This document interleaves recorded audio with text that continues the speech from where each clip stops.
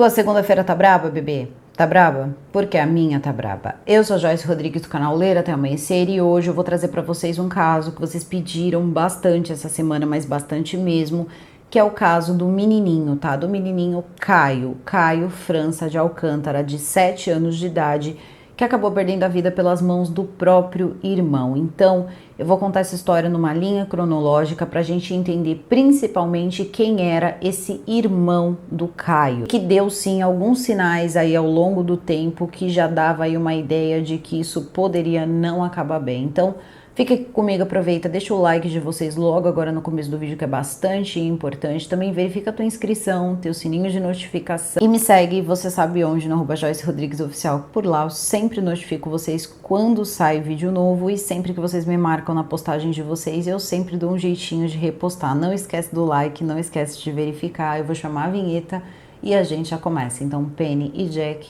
vinheta.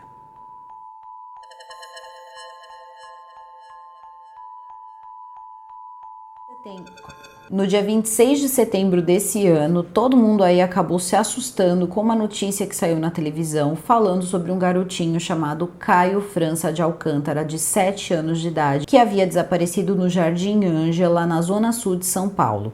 As equipes de televisão chegaram, inclusive, para colocar então a notícia do desaparecimento do garoto. E tem mais, tá? Era uma coisa que exigia muita atenção, exigia muito cuidado, porque o Caio, ele tinha o transtorno do espectro autista. Ele tomava medicações, ele tinha suas particularidades e os pais estavam desesperados. Tanto a mãe quanto o pai, principalmente até o pai, ele chorava copiosamente enquanto as equipes de televisão estavam lá tentando conversar, perguntando mais coisas, né, sobre o Caio, e ninguém conseguia encontrar o Caio. Só que quando as equipes de televisão chegaram, na verdade já tinha aí quase um dia inteiro e mais uma manhã que todo mundo ao redor, incluindo a polícia, estava procurando pelo Caio. O Caio, ele vai desaparecer no dia 26. As equipes de televisão, elas chegam no dia 27. Então, no dia 26, o que acontece? Como tudo aconteceu?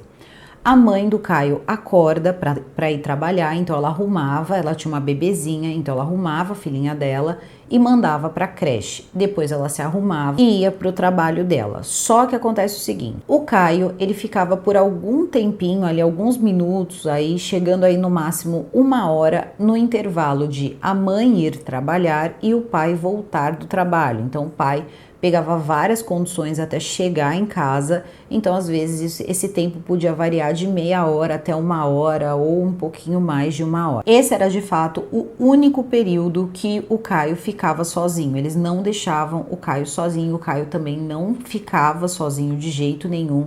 O Caio tinha vários medos, ele tinha um comportamento que precisava de bastante atenção, então os pais, eles eram muito empenhados ali em cuidar de todas as necessidades do Caio. E o que aconteceu de diferente no dia 26? No dia 26, o Caio chega para a mãe logo pela manhã e diz: "Mãe, eu quero ir trabalhar com você." Ela disse o seguinte para ele: "Você já foi trabalhar comigo um dia, então dessa vez você vai ficar em casa, eu não vou levar você para trabalhar, você vai ficar aqui, você vai esperar o seu pai." Ela explica também que ela já teria levado algumas vezes ele para trabalhar, só que isso não é uma coisa muito legal, ela tem que desempenhar o trabalho dela, desempenhar as funções dela, e um não podia ali depender do outro chegar para poder sair para trabalhar, porque tanto o pai quanto a mãe precisavam respeitar os seus horários, um horário de sair e o outro o horário de chegar no seu trabalho. Então, a Juliana vai, arruma todas as coisas e sai para trabalhar.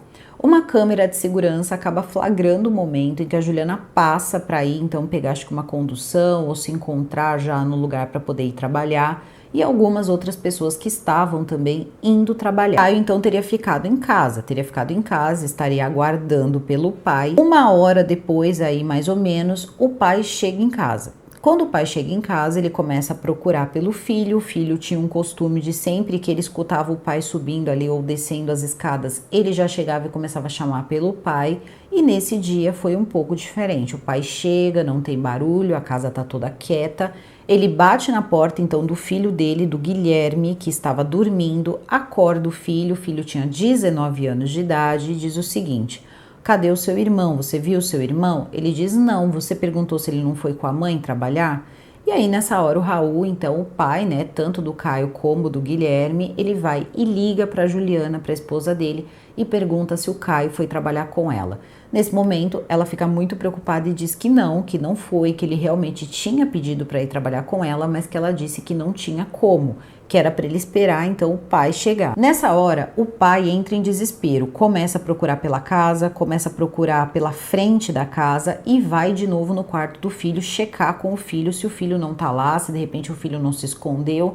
E o menino diz sempre a mesma coisa: não, ele não tá comigo, não sei onde ele tá. E fica naquela situação, uma situação totalmente ali, né, de nervos, a pessoa tá super nervosa. Era uma criança de 7 anos de idade, então o que acontece? Ele começa a perguntar primeiro para as pessoas que moravam ali, né, os outros familiares, e depois isso é levado para a rua. Quando chega na rua, todo mundo já começa a avisar, um avisando o outro, aquela coisa bem de bairro mesmo, né, que todo mundo se ajuda. Então um vai avisando o outro e todo mundo começa a fazer uma varredura no bairro. Cadê o Caio? Cadê o Caio? Cadê o Caio? A mãe já conta para as amigas que trabalhavam com ela, já começam a imprimir ali alguns cartazes, avisam a polícia também. A polícia não espera momento algum, assim que a polícia é avisada, a polícia já parte para as buscas. Então ninguém fica esperando, já começam a procurar pelo Caio. Todo mundo sabia que ele tinha o transtorno do espectro autista, então ficaram muito preocupados e dali todo mundo a procurar. A polícia, ela forma o grupo dela de buscas. Primeiro ela começa a conversar com os pais, ela pega câmeras de segurança dos lugares, incluindo a câmera de segurança que mostra a Juliana indo trabalhar, e depois a Juliana diz o seguinte para a polícia, que de repente ele poderia ter seguido ela, porque ele tinha pedido para ir trabalhar com ela. Então ela começa, né, a pensar que de repente ele pode ter simplesmente ido lá e ido atrás dela. A polícia tenta achar isso na câmera de segurança e a polícia não consegue, diz: olha, não, ele não passou por aqui. Porém, não foi apenas a polícia que acabou tendo aí as imagens das câmeras de segurança, as pessoas do bairro também. Um grupo de rapazes, então, começam a fazer buscas, tá? Buscas pelo lugar, começam a procurar em vários cantos, começam a procurar em vários lugares, perguntar pelo menino. Começam a pegar motos, pegam carros, cada um foi pegando ali o que tinha e começam a tentar achar ali a qualquer custo o Caio. A polícia tá tentando colher informações, a polícia tá tentando ver se encontra mais alguma câmera de segurança, então conseguem ali umas câmeras de segurança mais abaixo ali da rua e não conseguem encontrar absolutamente nada. Dia 26, então, as buscas elas vão se intensificar e tanto ali a polícia como também os moradores ali ao redor começam nessa busca e não conseguem encontrar. A essa altura do campeonato, o Raul e a Juliana estão desesperados porque não conseguem encontrar o filho em lugar nenhum, e a Juliana, ela diz que cada hora que passa diminui as chances dela encontrar o filho dela com vida. Só tem um problema nessa história toda. A polícia podia não desconfiar, mas os moradores da região tinham uma desconfiança. A Juliana já tinha dito que sozinho ele não saía. Isso a professora confirma, a mãe já tinha dito isso, os familiares confirmaram isso, então era meio difícil ele ter saído da casa. Logo, os rapazes que estavam fazendo a busca ali ao redor disse o seguinte: bom, se ele não sai de casa, alguém ou entrou na casa e tirou ele da casa, ou aconteceu alguma coisa dentro da casa, porque ele precisa estar em algum lugar. E aí tudo bem, faltava uma pessoa que eles não tinham conversado, não tinham entrado na casa, porque essa altura do campeonato, até mesmo as pessoas que estavam procurando ali, né, as pessoas, os moradores, entraram na casa da Juliana e do Raul, começaram também a tentar ajudar a procurar. E aí faltava um cômodo que ninguém tinha permissão de entrar, que era o quarto do Guilherme. Guilherme, irmão do Caio. Guilherme era um rapaz recluso de 19 anos, que tinha ali uma fama de ser um cara gótico, um cara ali que ninguém tinha muita proximidade, ele não falava muito com as pessoas, mal sabiam que ele existia naquela casa, porque ele não saía da casa, e diziam que ele trocava ali o dia pela noite e que gostava ali de vez em quando, até mesmo dar uma saída de dentro de casa, ir até um terreno que tinha ali abandonado na parte de trás da casa, mas era o máximo ali que ele fazia e tinha essa vida aí totalmente separada de outras pessoas. Nessa hora, o que aconteceu foi o seguinte: um dos rapazes que estava fazendo a busca achou aquilo estranho porque já tinha uma história que eu já vou contar para vocês. Esse rapaz então bate na porta do Guilherme, diz o seguinte: Guilherme, abre a porta que eu quero falar com você. E aí ele não queria abrir, ele continuou insistindo, bateram com mais força e aí o Guilherme abriu a porta e falou com eles na porta, tá? Mais nada além disso. Esse rapaz então chegou e falou para ele: olha, quando foi a última vez que você viu o seu irmão? E ele teria dito para ele que tinha visto o irmão dele no dia anterior aí, né, 2 dias, quase 2 dias aí antes do desaparecimento dele. Ele desapareceu hoje e a última vez que você viu ele foi ontem, isso é muito estranho, falou para ele. E nessa hora que ele abre a porta, ele sente um cheiro muito forte e desagradável. Ele não tinha uma higiene pessoal boa, tá, o Guilherme, então esse rapaz ele fala que tinha um cheiro ali de chulé muito forte, um cheiro de roupa suada, um cheiro mesmo de sujeira, de corpo sujo ali muito forte e também um cheiro esquisito de perfume. Então ele diz para ele que ele devia até inclusive sair, dar uma ajudada para procurar. E ele disse que não, que ele estava cansado, que ele queria dormir. Eles pedem para entrar no quarto e ele diz que no quarto dele ninguém entra. Tudo bem, os rapazes não podiam insistir, afinal de contas, como o próprio rapaz aí que fez a busca falou, ele não era a polícia, ele não podia forçar a entrada. Até então, todo mundo continuou fazendo as buscas. Os pais naquela noite não dormem, né? Porque o pai já estava virado mesmo quando chegou, porque trabalhava durante a noite. Com o filho desaparecido, não conseguiu dormir. Então, a mãe também não consegue dormir e no dia seguinte chegam então as equipes ali de televisão para poder ajudar nas buscas ali, na procura pelo garoto, mostrar a imagem do garoto, apresentar ali o desaparecimento dele para ver se conseguiam ajudar. Tá todo mundo conversando, todo mundo tentando entender e o pai tá explicando que ele era um garoto que tinha medo, então falou que ele tinha medo do escuro, que ele não passava no corredor. A pessoa que teria ficado na casa enquanto o Caio, né, estaria lá aguardando o pai chegar, teria sido o Guilherme. Então, se a gente parar para pensar, era muito nítido, ficou o Guilherme e ficou o Caio. Tá, o Guilherme estava dormindo, mas era a única pessoa que tinha ficado na casa. Então, eles começam ali a fazer perguntas e tal, e perguntam do Guilherme, falam: e como é que os seus filhos estão lidando? Ele diz que a pequena é muito pequenininha e que o mais velho dele tá resolvendo o sentimento dele da forma dele, tá quieto no canto dele, tá muito triste, mas que não sai do quarto. Isso para as equipes de televisão. Só que aí é o seguinte, a polícia tá procurando também. A polícia começa a fazer várias buscas, começa e nada. Então a polícia começa a olhar a casa, começa a dar uma olhada na casa, ver se não tem nenhum lugar ali de cimento fresco, começa a olhar tudo, porque a gente sabe que no caso do desaparecimento de uma criança, as primeiras pessoas que a polícia investiga são os familiares, as pessoas mais próximas. Só que aí acontece o seguinte, com a chegada das equipes ali no local, muitas histórias começam a surgir, inclusive esse rapaz que tinha ido na casa da família na noite anterior, se o Caio não for encontrado, pode ter certeza, quem fez alguma coisa com o menino foi o Guilherme. Naquele momento pareceu muito inapropriada aquela fala, então o jornalista ele não colocou aquilo, disse não fala isso nem de brincadeira, e todo mundo achou aquele comentário muito estranho. Tudo bem, nessa hora tá todo mundo conversando ali com as equipes de televisão, a dona Juliana, o senhor Raul, explicando tudo. A dona Juliana até explica que ele teria ficado doente, ela teria levado ele no final de semana para poder ver a garganta, então ele poderia estar tendo febre. E ela diz que se alguém viu ele, se alguém estivesse escutando algum barulho estranho de criança, que não fosse costumeiro, que entrasse em contato, porque era o filho dela. Então ela foi colocando todas essas questões e dizendo que ela já estava começando a perder as esperanças, porque já tinha passado mais do que 24 horas e ela estava com muito medo de não encontrar mais o filho dela com vida. Nessa hora, a polícia também está checando, a polícia está dando uma olhada e também conversando ali com algumas pessoas. Tinha uma vizinha que disse que no dia, né, ali anterior, ela estaria passando ali e pergunta para a tia, né, para a tia do Guilherme e do Caio, se já tinham encontrado o Caio. E nessa hora, parece que o Guilherme faz uma cara de desdém, como coisa assim, não, e faz uma cara de desdém para essa senhora. Quando os rapazes conversam com ele também na noite anterior, ele teria dito o seguinte na porta do quarto, quando os rapazes, né, tinham pedido para que ele saísse para conversar com eles, que o Caio era um garoto bom E aí os rapazes olharam e falaram, bom, por que ele falou era? Nós estamos procurando um garoto vivo, por que ele tá usando o era? O era não, ele é. Isso tudo foi passado para a polícia. Logo, o que acontece? A polícia chega na casa, começa, né, a fazer o básico, olhar tudo, só que a polícia ela já tem um foco.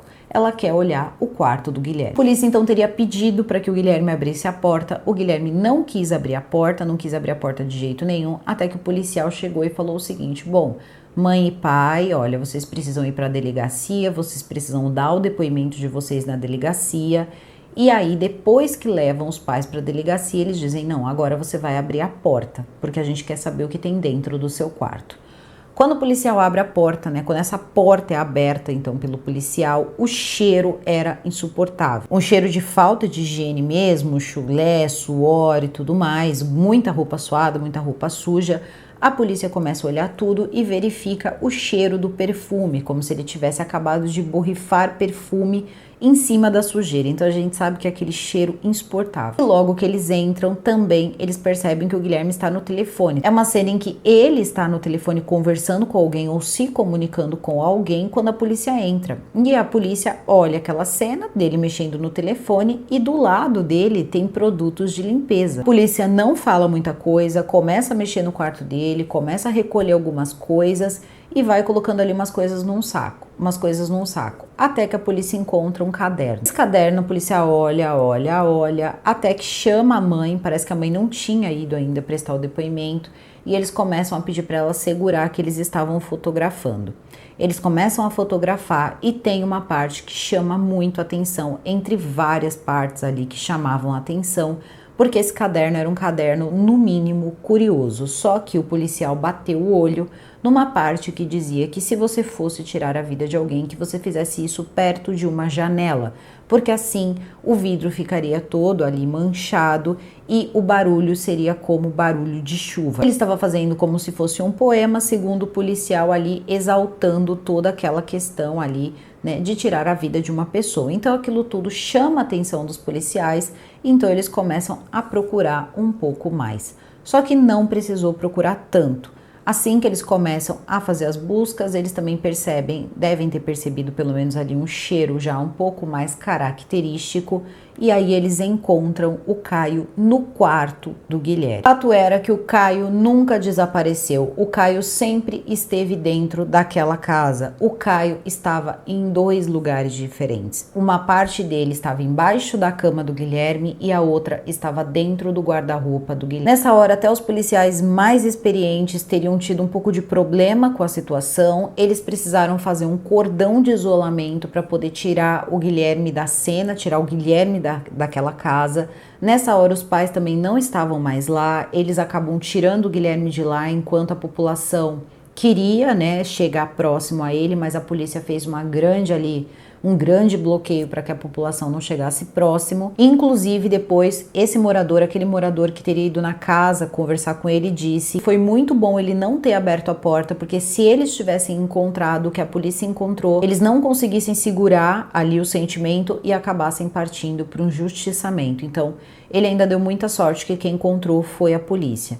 Só que a polícia então, né, faz essa descoberta, só que os pais não estão lá, os pais estão na delegacia, são chamados na delegacia e o menino está sendo levado então também para prestar depoimento. Os policiais tiveram muita dificuldade em explicar para a mãe e para o pai como vai explicar isso para a mãe e para o pai. Como é que você vai chegar para uma mãe e para um pai e contar uma coisa dessa e dizer que o seu próprio filho que fez isso com o pequeno? É uma situação muito difícil mesmo para a polícia nessa hora e muito pior ainda para os pais, porque veja só, olha quanta culpa. O menino pediu para ir trabalhar junto, ela disse que não. Mães se culpam por tudo, pais se culpam por tudo. Então, tudo isso a gente sabe que nessa hora pesa muito, então tudo tinha que ser contado de uma forma muito tranquila. Não teve forma tranquila de contar isso, até porque ela não perdeu um filho, ela perdeu 2 filhos, porque quem tirou a vida do filho dela, do filho que eles tanto ali amavam e cuidavam, teria sido o filho mais velho. O filho então presta depoimento na 100ª DP e na 100ª DP ele conta absolutamente tudo como aconteceu. Ele diz para o delegado, o Dr. Ricardo da Garish que ele tinha vontade de fazer aquilo, saber como era, então tirar a vida de uma pessoa. E tendo essa vontade, ele já estaria planejando fazer isso, estava com aquela vontade muito forte há quase um mês. Então, de repente, ele viu o irmão dele ali e ele decidiu que era fácil, o irmão dele estava ali, era pequeno, então não teria muita defesa, e é aí que ele parte então para o ato. E aí perguntam como isso funcionou cronologicamente. Então ele diz o seguinte, no depoimento oficial dele está escrito o seguinte, que ele teria então orquestrado isso de uma forma que ficasse entre os horários da mãe chegar e do pai chegar. Então, nessa janela de meia hora a 1 hora, ele teria então asfixiado o Caio e depois colocado dentro do armário. Ele deixou quieto no armário, o pai chegou, perguntou pelo menino, todo mundo saiu para procurar e por volta das 4 horas da tarde, quando estava todo mundo na rua procurando pelo menino, né, pelo Caio, então é que ele faz o ato ali em dividir o Caio ali em dois, né? Então coloca dentro de sacos de lixo, né, os 2 pedaços, cada pedaço em um saco de lixo, e coloca um pedaço dentro do guarda-roupa e o outro embaixo da cama. Ele teria passado, então, a noite, né, nessa situação, com o Caio dentro do quarto dele, porque ele só é encontrado, então, no dia seguinte. O Caio só é encontrado no dia seguinte pela polícia. Detalhe, eles disseram que não sentiram cheiro de nada. Isso é uma coisa que exige esforço, faz barulho, faz sujeira, e aí ficam-se muitas perguntas. Como que ninguém viu, né? Como que ninguém percebeu que poderia ter manchas ali, manchas de sangue, que é uma coisa muito comum. Como ninguém sentiu o cheiro, é uma coisa muito difícil. E aí é que cabe também um pedaço que é importante, porque a tia diz o seguinte, que quando os rapazes chegaram e pediram para ele abrir a porta, ela também já tinha estado na casa e que ele não teria saído do quarto, ele só saiu do quarto para tomar banho. Então a gente, né, consegue perceber que foi ali no final da tarde, provavelmente quando ele tinha terminado todo o serviço. E também teria levado produtos de limpeza ali para poder dar uma limpada, só que aí eu fico me perguntando também sobre os panos, o que ele fez com os panos, porque ele deve ter limpado com alguma coisa, então deve ter algum pano sujo, precisa ter algum pano sujo, e aí o delegado explica o seguinte, como ele asfixiou o Caio pela manhã, quando chegou a parte da tarde, que foi quando ele realiza o ato, né, o ato então de colocar ali em 2 partes, ele já estaria com o sangue coagulado, então não teria feito ali essa sujeira, então não teria assim tanta coisa para limpar. Só que vamos lembrar que o corpo humano não é feito apenas de sangue, também tem muitas coisas, você tem as vísceras, você tem muitas coisas internas que causam cheiro e que também causam sujeira, e que tudo isso aí ficou para ser limpo. Então, como ele conseguiu fazer essa mágica, aí a polícia que vai ter que dar uma investigada aí, porque essa lacuna fica em aberto. E é extremamente estranho a gente pensar que tudo isso aconteceu numa casa extremamente pequena e ninguém sentiu nenhum cheiro aí que pudesse falar, putz, isso é um cheiro diferente, porque tem cheiros e cheiros, e esse é o tipo de cheiro que é muito, mas é muito estranho para o ser humano sentir, é quase antinatural. A polícia também disse que não tinha dado tempo suficiente para entrar no estado ali em que desse um cheiro, né, e tal, eu não sei, porque já tinha passado ali 24 horas, então tudo isso aí é muito, né, como eu falo, só quem estava lá dentro que sabe. Parece que ninguém percebeu, os jornalistas também não perceberam, mas a polícia sentiu sim o cheiro do perfume também que ele saiu espirrando para tentar dar uma disfarçada. Depois disso, claro, eles acabam usando ali reagentes e tudo mais, porém não teria também nem tanta necessidade, porque ele disse que ele agiu sozinho, ele falou isso na delegacia, que sim, teria sido ele. Então ele confessa, diz que já estava com vontade de fazer isso há um mês, e aí ele acabou se usando então do irmão dele para aplacar essa vontade. E aí quando ele chega na delegacia, a gente se depara com outro fato, vindo da polícia e vindo dos moradores. Parece que ele já esteve na delegacia no ano de 2019. Um morador muito aborrecido, irritado, enfurecido, disse o seguinte: em 2019, ele estava se organizando na escola para poder aprontar na escola, né? Diz o morador. E aí eles começam, como assim?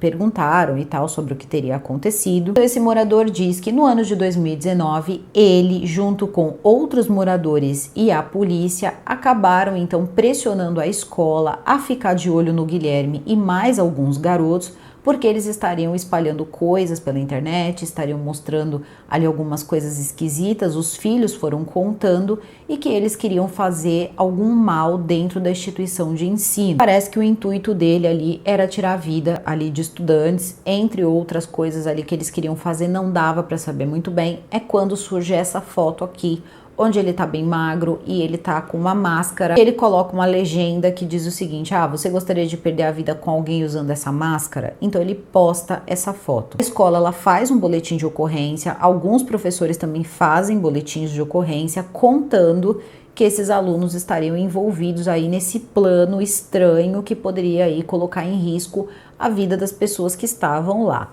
Então a polícia vai investigar, chega até o encalço do Guilherme, só que aí eles conversam, dizem que tudo aquilo não passou de um mal-entendido, não passou de uma brincadeira, que eles não tinham o intuito de fazer absolutamente nada daquilo, eles só estavam fazendo aquilo para assustar. O delegado manda para a vara da infância e da juventude e lá é exigido que eles tirassem boas notas, é exigido que o Guilherme, por exemplo, teria que ir no psicólogo, teria que fazer ali algumas coisas, provando que ele não tinha más intenções e que realmente aquilo tinha sido apenas aí um mal entendido. E foi dessa forma que ficou colocado, como se tivesse sido molecagem. Só que a população, as pessoas que moravam ali ao redor, elas sabiam disso. Então todo mundo ficou sabendo na época do que aconteceu no ano de 2019. Foi quando ele parou de sair de casa. Ele se tranca no quarto dele e passa a viver uma vida paralela.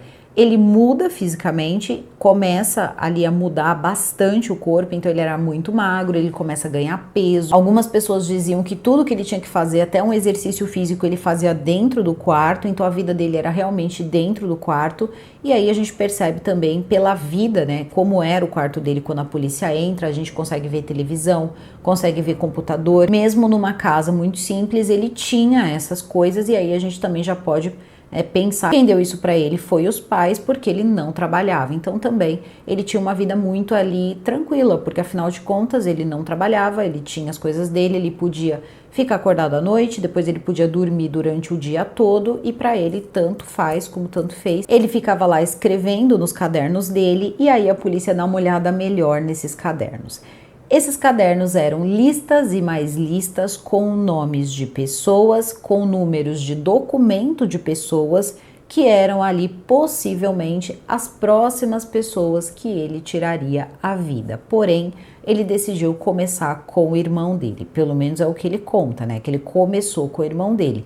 Certeza mesmo, a polícia só vai ter daqui a um tempo, porque eles vão começar a investigar, principalmente porque levaram celular, levaram computador, porque eles querem saber se teve alguma gravação, se teve foto do que ele acabou fazendo com o irmão. Então tudo isso precisa ser ali investigado e também se isso faz parte de um grupo organizado. Também, se fizer parte de um grupo organizado, a polícia vai ter noção de quem é. A polícia também entra em contato com algumas pessoas que estariam ali, o nome estaria naquele caderno e tem ali número de documento. Eles teriam entrado em contato inclusive com um rapaz que teria sido amigo ali desde o primeiro ano, ensino médio, tinha sido amigo dele e o nome dele estava lá, tá? Ele era o próximo. Realmente, se o Guilherme não tivesse sido preso, ainda teriam mais pessoas. Ele só estava começando, pelo menos é o que tudo dá a entender. Tem algumas perguntas, como por exemplo, o que ele ia fazer com o irmão dele? Porque ele precisava tirar o irmão dele de lá. Então, algumas pessoas falaram, ele estava esperando o lixeiro,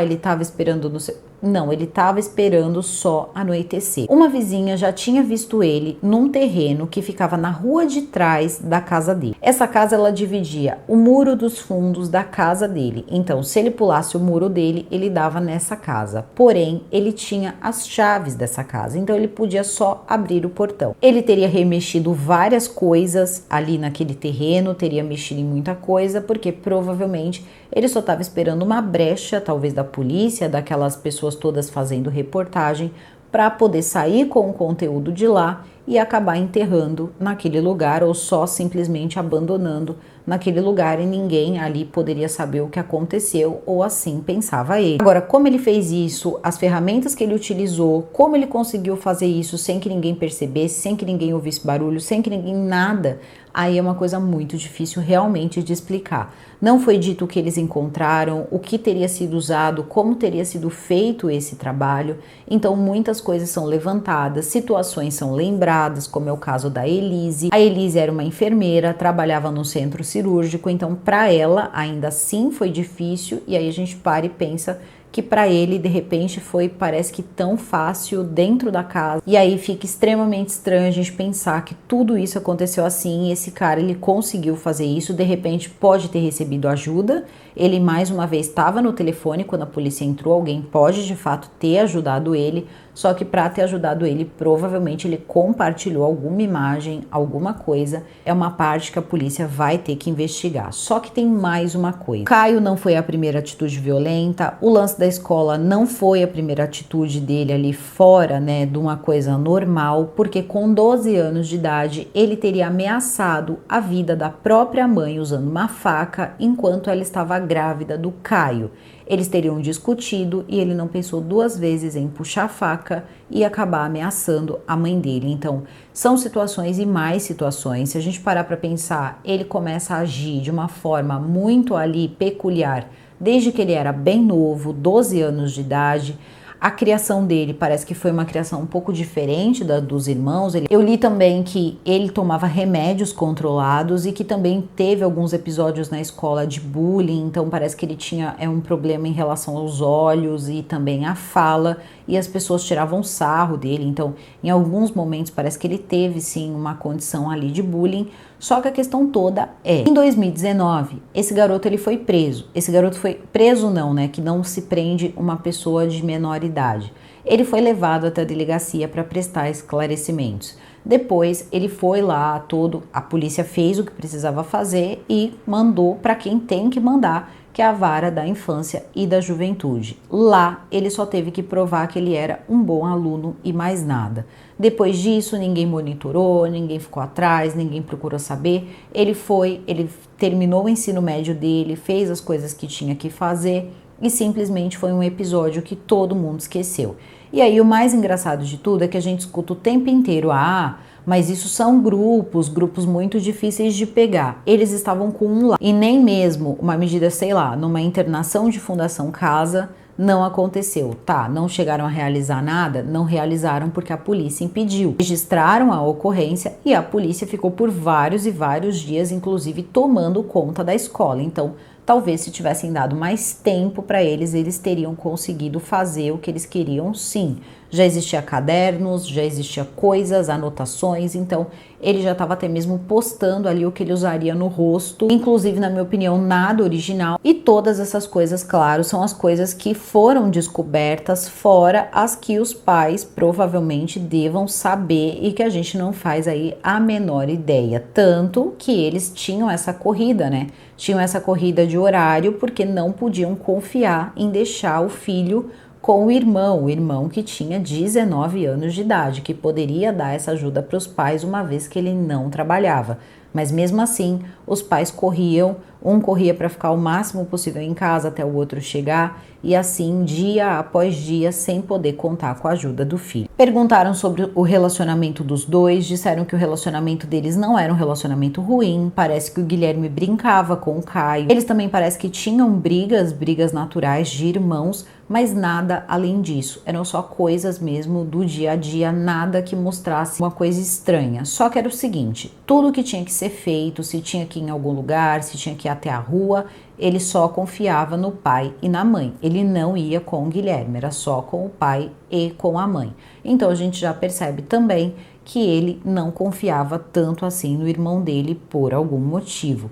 E o mais estranho de tudo é que o Caio, ele tinha um dinossaurinho que todos os lugares que ele ia, ele carregava, como se fosse ali um brinquedo, né, um brinquedo ali de conforto. Por incrível que pareça, quando eles abrem, né, a porta do quarto do irmão, o dinossaurinho estava lá no quarto do irmão. Então, ou ele levou o dinossaurinho para mostrar pro irmão que estava tudo bem, ou o Caio entrou no quarto do irmão dele segurando o dinossaurinho. O dinossaurinho esteve lá o tempo todo. Pichações foram feitas no muro da família, as pessoas ali, a população pichou coisas boas, no caso ali pro Caio, né, que Deus recebesse aquele anjo, e também coisas horríveis ali a respeito do Guilherme.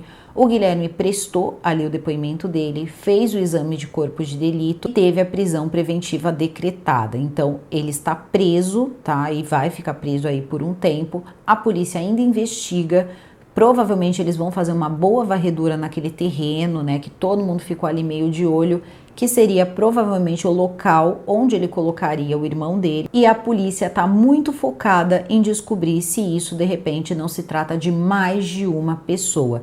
Então, se ele estiver envolvido com mais pessoas, um grupo, uma rede, seja lá o que for, a polícia está bem atenta em relação a isso. Agora, os pais, eles estão numa situação muito difícil mesmo. Eles não comem, eles não conseguem ter vontade de fazer absolutamente nada. Então foi contado ali, né, as matérias ali deram conta de falar que eles estão passando por uma situação muito difícil.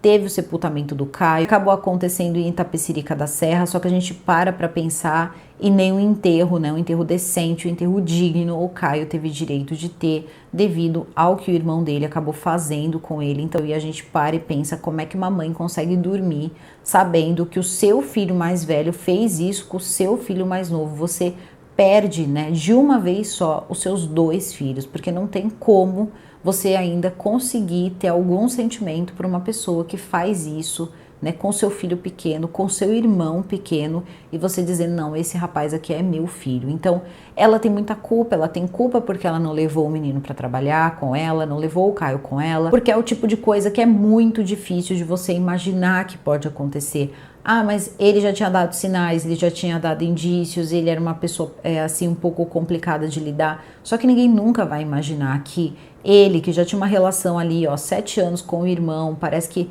tinha até um certo carinho com o irmão, acabaria fazendo algo como isso, que é uma coisa assim impensável, assim, não tem um nome, tá, para dar para uma coisa dessa, sabe? Um menino totalmente inofensivo, que tava ali, sabe, com o irmão, achando que de repente o irmão até chamou ele para brincar ou alguma coisa assim, de repente ele foi até empolgado. O pior de tudo é que assim, tirar só a vida dele não foi o suficiente, ele teve que barbarizar a coisa toda. Então é uma situação assim bem difícil mesmo e não adianta. Agora ele está preso, ele vai responder pelo que ele fez, e se ele cometeu mais algum crime, a polícia também está investigando e aí ele também vai pagar. E se ele compartilhou, se ele qualquer coisa que ele tenha feito, a polícia vai descobrir, porque ela já tá com celulares, ela já tá também com o computador, e eles estão procurando ainda mais, até porque, né, teve também essa parte aí da adolescência dele, que ele deu esse problema em relação à escola, e que isso poderia ter terminado muito mal. Ele fez isso com o próprio irmão, por que ele não faria com o irmão e filhos de outras pessoas? Então, tudo isso são coisas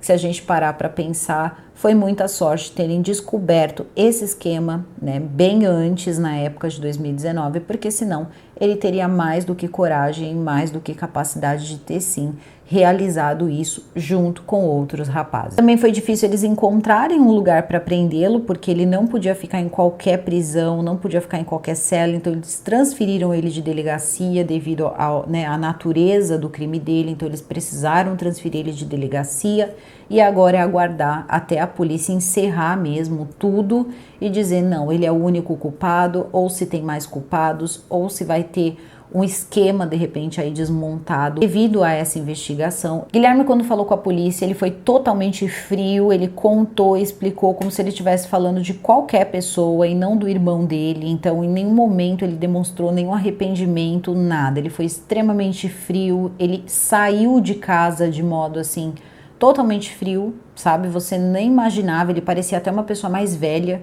Você não imaginava que ele tinha 19 anos de idade, porque ele sai totalmente assim altivo, não fala com ninguém, não fala nada. ele sai e nessa frieza ele dá todo o depoimento sobre o irmão dele, sobre o que ele fez com o irmão dele, contando em detalhes para a polícia tudo o que ele tinha feito. O que a gente pode deixar aqui, o que eu vou deixar aqui são os meus sentimentos para a família do Caio. Se valer de alguma coisa, que a mãe, que o pai não se culpe, porque esse é o tipo de coisa que não tem como você se culpar. É uma coisa que acontece e que raramente a pessoa deixa vestígio, a pessoa deixa qualquer coisa ali que possa mostrar que ela vai fazer alguma coisa dessa natureza. Então é muito complicado se entrar nessa de se culpar. Isso aí não é justo. Então não é justo com vocês que além de perder o filho de vocês, vocês ainda tenham que se culpar por alguma coisa. Eu vou ficando por aqui, o vídeo fica por aqui. Eu desejo a todos vocês um excelente começo de semana.